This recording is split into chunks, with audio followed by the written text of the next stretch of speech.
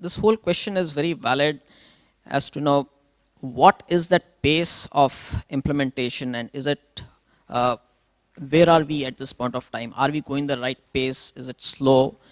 Are we going to get there or not?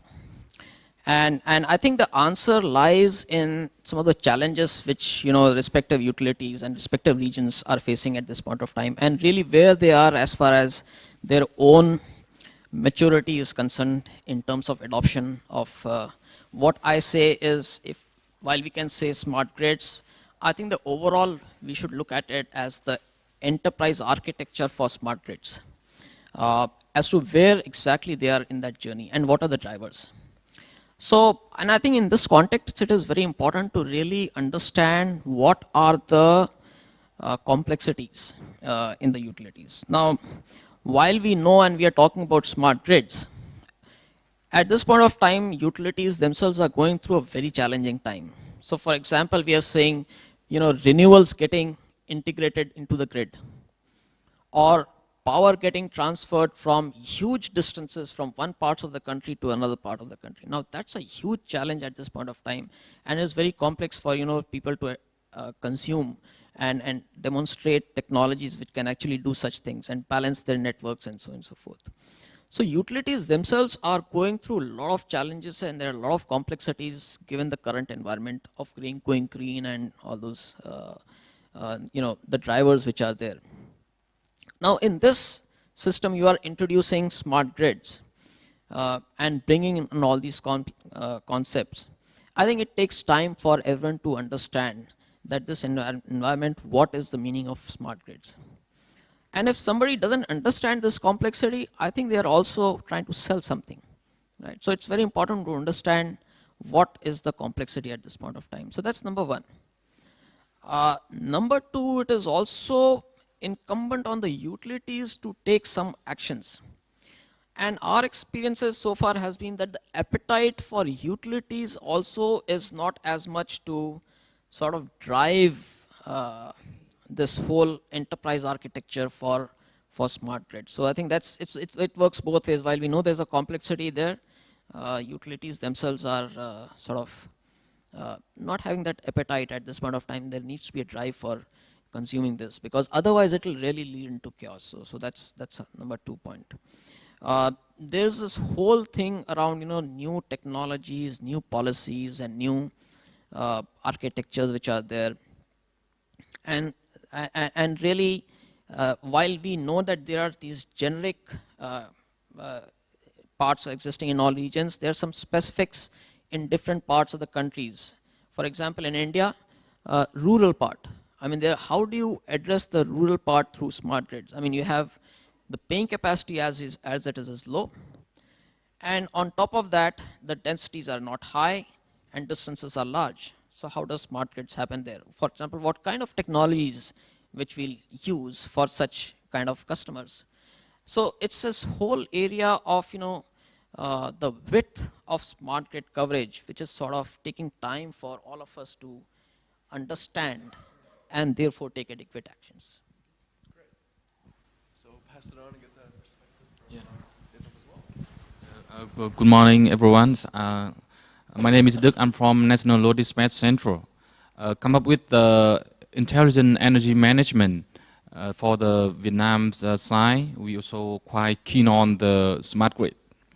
Under the increasingly soaring demands, we have a need to boost the power quality and the interconnection with the neighboring country. The smart grid is a good option, in which we will ranking the objective for the fully deployment based on the short term, medium term, and the long term. And for the short term objective, we try to focus on the demand side management, the renewable penetration. For the demand side management, we will involve the end user behavior. We will offer the customer program in which the customer can gain the benefit. Like in Vietnam, we have a certain roadmap for the smart grid, and it lasts at least 20 to 30 years for the fully deployment. So there's a lot of work to be done for the fully deployment of the smart grid? Thank you, Chairman. I think if we look at the whole Asia, unlike Europe, as I mentioned earlier, the economies among ASEAN countries are quite different if you compare from one country to another country. For example, we have a group of those countries like Japan, Korea, and so on. They are basically, in terms of economies as well as technology, in terms of technology readiness, they are better off as compared to countries like Laos, or even our friend here. You know, you just came out from the civil war in Vietnam and things like that. So because of these different stages in economy and readiness in terms of our infrastructure, the readiness for this so-called smart grid is at different stages. Can I say that, for example, those countries who are below or 30, 40 years before Japan and so on and so forth, their main priorities are basically trying to make sure that the country, the whole country has got electricity. They want the public to have electricity and so on and so forth. So that probably the main things that they are looking at. In terms of reliability, in terms of power quality, in terms of effectiveness, efficiency of transmitting and utilizing this electricity may not be their concern yet. Then the countries move on to the next stage. So probably when you embark on the what we call reliability of electricity power utilization, then people start looking into planting this so-called smart grid into the transmission and distribution network without realizing.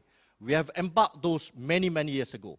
Of course, as I said, that to connect between one grid to another grid from east to west and so on and so forth, like what they are doing in India, China and so on, definitely this will request a lot of smart grid input into the system.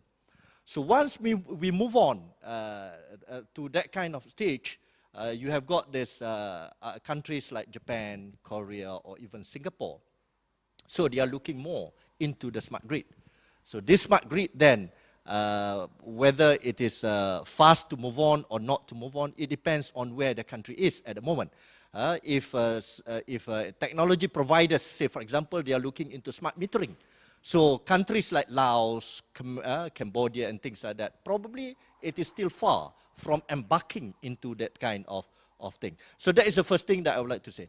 The second thing in Asia, Mr. Chairman, is that the government play a very important role to ensure that not only people get electricity at this moment, but also to ensure that electricity is affordable. So I think this is one of the factor that slow down the process of going towards smart grid. Because smart grid, you're talking about RE policy, you're talking about those kind of things. You are talking, for example, you have the infrastructure, AMI infrastructure, for example. Is the country ready to have AMI infrastructure to empower the customer to have the smart metering, for example, to make sure that the customer look at the load profile, when they're supposed to take the load and things like that. But as I mentioned, if the marginal saving out of this so-called embark on the smart grid is not there, simply because the cost of electricity, for example, in some parts of Asia is 10 US cent. So if you are talking about saving just 0.001 cent, it will not be a kind of strong incentive for the utility or the government and so on and so forth to have this. So there comes the next phase. I believe that in order for us to move forward, whether we are ready or not, then countries like, for example, countries like Korea, they have embarked into that regulatory framework. This is where the public, the utility, and so on and so forth, to embark on the framework. Once you have that framework, people will have to follow that framework. Once you have that framework, if energy were to be expensive, it has got to be expensive. Once you have got that framework, if energy has got to be taken from the taken into account of the efficiency of using energy, probably that is the time that we are looking for. Thank you.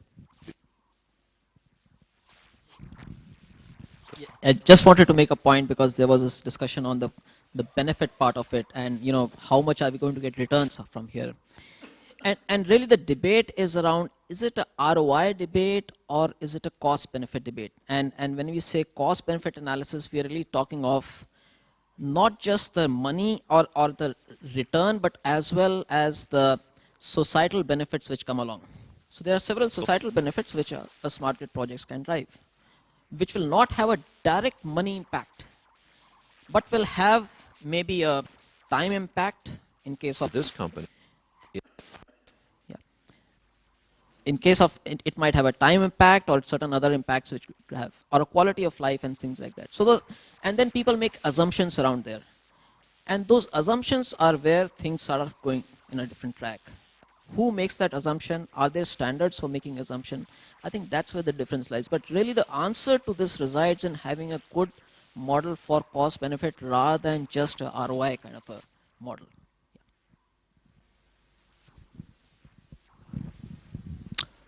Thank you, Chairman. My name is Chang Rhee from Korea. I am for Korea Electric Technology National Institute. It's kind of some major national lab in Korea. And these days I work for some kind of policy research related to renewable and electricity, including demand response, RPS, and smart grid, and so on. Anyway, I wanted to mention about 3 key issues in smart grid, and especially in Asian countries. As far as you know, Asian country has very poor infrastructure and technology compared to Western Europe and Korea and Japan. So you should install a lot of infrastructure, include some device and system for customers and the distribute companies. Especially, I think it's need kind of some interactive communication network and device and measuring system is known as some AMI system. For example, Korea already installed more than 1,100 smart meter to residential customers, and we want to expand more than 15 million until 2017. I'm not sure the years, but it will be cover the whole residential customers in five years. That's very important factor for introduce smart grid. And second issue is kind of some business model and programs for smart grid. Actually, in Korea, we already introduced a demand response demonstration program. It's totally different than the legacy program we call the demand side management program. We already implemented more than dozens demand side management program from 1980s. But as always, is some kind of controversy in terms of their performance, and there's a timing and some controlling peak demand. So we wanted to try to introduce automated demand response system and program in the future. And there will be some promote kind of smart grid business. If we purchase and procurement demand resource from the node aggregator and some kind of energy service providers, they will be very expensive compared to some supply resource during the peak of period in summer and winter. So that will be make margin. But in beginning stage, there will be needed some kind of incentive and the subsidy for the kind of some smart grid technology and the content. The last thing is the policy. As mentioned before, Remeli mentioned before, you maybe know about Korean policy. They already established Korea some smart grid basic law in 2010, and we announced some very ambitious smart grid roadmap until 2030. So if we introduce that kind of legal framework and some act, that's very reliable and very strong signal to the market.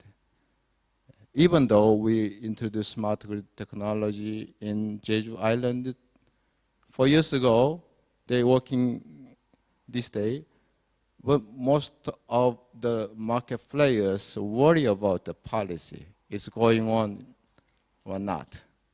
So the government should initiate the kind of some technology to the market and announce there's some investment and then some incentives and kind of hold some legal initiative to the new technology as some new business and a new industry.